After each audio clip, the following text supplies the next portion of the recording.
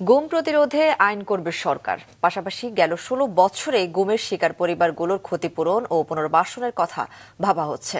এক অনুষ্ঠানে সকালে এমনটা জানিয়েছেন আইন উপদেষ্টা ডক্টর আসিফ নজরুল। মাহমুদ কমলের রিপোর্ট। এই প্রথম বাংলাদেশে হলো এশিয়ার মানবাধিকার সংস্থা আফাডের কংগ্রেস, যেখানে অংশ নেয় অধিকার ছাড়াও এশিয়ার 12 দেশের মানবাধিকার সংগঠনের নেতারা। তুলে ধরেন তাদের দেশের গুম পরিস্থিতি। বাংলাদেশে গুম হওয়া পরিবারগুলোও তুলে ধরে স্বজনরা গুম হওয়ার পর কিভাবে কাটছে দিন।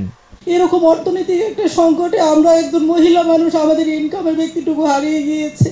সেখানে আমাদের বাচ্চা লালন, অর্থনৈতিক সাপোর্ট দেওয়া, এটা আমাদের জন্য সত্যি এখন খুব কঠিন হয়ে দাঁড়িয়েছে।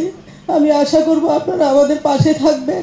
অন্ততপক্ষে একটা সন্ধান দিন আমাদেরকে, আছে বা নাই, নামাজের বিছানায় বসে যেন অন্ততপক্ষে বলতে পারি কিছু আর কত।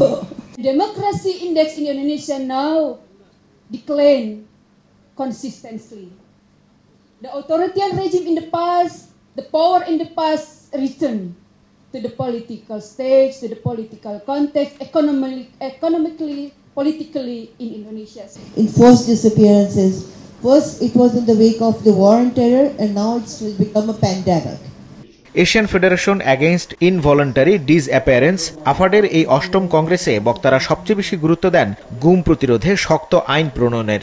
If human rights defenders are detained, our soul is detained. If human rights defenders, if victim families are suffering, we all are suffering. Justice is the priority not only for the victims of enforced disappearances. Justice is the priority for all the people of Bangladesh who suffered under the brutal fascist regime in the last 15.5 years. There should have some ordinance so that the families of this victim can get or inherit the property in an expeditious manner.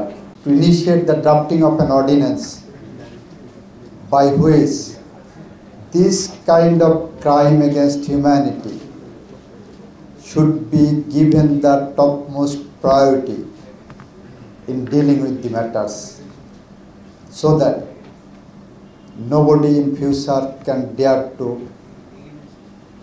do this kind of crimes. আইন উপদেষ্টা জানান এটি বাস্তবায়নে উদ্যোগ নিচ্ছে সরকার, পাশাপাশি ভাবা হচ্ছে গুমের শিকার পরিবারগুলোর পুনর্বাসনের বিষয়টিও। পুনর্বাসন এবং ক্ষতিপূরণের কথা, rehabilitation and compensation, we will definitely think about that, but the real challenge is actually ensuring the impact or implementation of your commitment. আমরা এগুলি অবশ্যই আইন করার উদ্যোগ নিব এবং এটার মধ্যে ক্ষতিপূরণ হোক, এই লিগাল যে প্রবলেমগুলো আছে, অ্যাক্সেস টু ব্যাংক অ্যাকাউন্ট আর ইনহেরিটেন্স, এগুলিকে রিজলভ করার চেষ্টা করব। মাহমুদ কমল, মাছরাঙা সংবাদ, ঢাকা।